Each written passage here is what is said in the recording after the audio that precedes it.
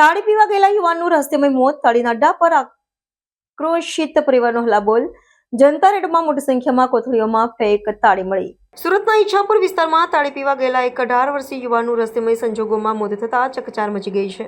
યુવાનના મૃત્યુ બાદ ગુસ્સે ભરેલા પરિવારજનો અને સ્થાનિકોએ તાળી વેચનારના ઘરે જઈને જનતા રેડ કરી હતી અને તાળીના ગેરકાયદેસર ધંધાનો પર્દાફાશ કર્યો હતો. જોકે શરૂઆતમાં પોલીસની ઢીલી કામગીરીને લઈને લોકોમાં ભારે આક્રોશ જોવા મળ્યો હતો. બનાવ ગુરુવારે બપોરે ઈચ્છાપુરના ભાઠા ગામમાં બન્યો હતો. ઈચ્છાપુરની બોમ્બે કોલોનીમાં રહેતો અને છૂટક મજૂરી કરતો 18 વર્ષીય રાહુલ ઉર્ફે રોહિત કચનભાઈ રાઠોડ તેના મિત્રો સાથે તાળી પીવા ગયો હતો. સંબંધીઓના આક્ષેપ મુજબ તાળી પીતી વખતે મિત્રો વચ્ચે મજાક મસ્તીમાં ગાળાગાળી થઈ હતી, જેને ઝઘડાનું સ્વરૂપ લીધું હતું અને ત્યારબાદ મારામારી થઈ હતી. મારામારી બાદ રાખલનગર પાસે રાહુલની તબિયત રહસ્યમય સંજોગોમાં અચાનક લથડી અને તે ઢળી પડ્યો હતો. બેભાન થયેલા રાહુલને તાત્કાલિક 108 મારફતે નવી સિવિલ હોસ્પિટલમાં ખસેડવામાં આવ્યો હતો, પરંતુ ત્યાંના તબીબે તેને મૃત જાહેર કર્યો હતો.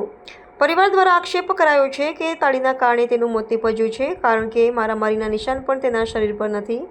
સાથે જ મારામારીની ઘટના તાળીના અડ્ડા પર બની હતી. રાહુલનું મોત થતાં તેના પરિવારજનો અને ગામના લોકોમાં ભારે આક્રોશ ફેલાયો હતો. તેમને આશંકા હતી કે રાહુલનું મોત માત્ર બીમારીથી નહીં પણ મિત્રો સાથે થયેલી મારામારીના કારણે થયું છે અને આ ઘટના તાળીના અડ્ડા પર બની હતી. આથી ગુસ્સે ભરાયેલા લોકોએ તાળી વેચનાર વ્યક્તિના ઘર તરફ દોટ મૂકી હતી. પરિસ્થિતિ વણસે તે પહેલાં જ તાળી વેચનાર પરિવાર ઘર છોડીને ભાગી છૂટ્યો હતો. ત્યારબાદ પરિવાર અને ગામના લોકોએ સાથે મળીને તાળી વેચનારના ઘરનો દરવાજો તોડી અંદર પ્રવેશ કર્યો હતો અને જનતા રેડ કરી હતી. ઘરમાં પ્રવેશતા જ લોકોને ત્યાંથી મોટી સંખ્યામાં કોથળીઓમાં પેક કરેલી તાળી અને તાળી બનાવવાનો અન્ય સામાન પણ મળી આવ્યો હતો.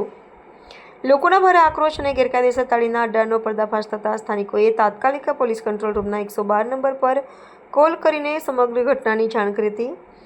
લોકોના દબાણ બાદ ઈચ્છાપુર પોલીસ તાત્કાલિક ઘટના સ્થળે પહોંચી હતી. જોકે શરૂઆતમાં પોલીસે ગેરકાયદેસર પ્રવૃત્તિઓ પર તાત્કાલિક કાર્યવાહી કરવાને બદલે માત્ર તાળીનો મુદ્દામાલ જપ્ત કરીને લઈ જતી રહી હોવાના આક્ષેપો પણ થયા હતા. લોકોના આક્રોશ અને મીડિયાના ધ્યાન બાદ પોલીસે તાત્કાલિક કાયદેસરની કાર્યવાહી હાથ ધરી હતી. પોલીસે તાળીનો મુદ્દામાલ જપ્ત કર્યો છે અને તેના સેમ્પલ લેબમાં મોકલી આપ્યા છે. તમારું નામ? મારું દિવ્યાનીબેન મનુભાઈ રાઠોડ નામ છે અને અમે તાળી બંધ કરાવવા માટે કહીએ છીએ. અમારો આજે ભાઈ ગયો, આ પછી કેટલા લોકો મરી ગયા છે અને જુવાન છોકરા બગડે પણ છે.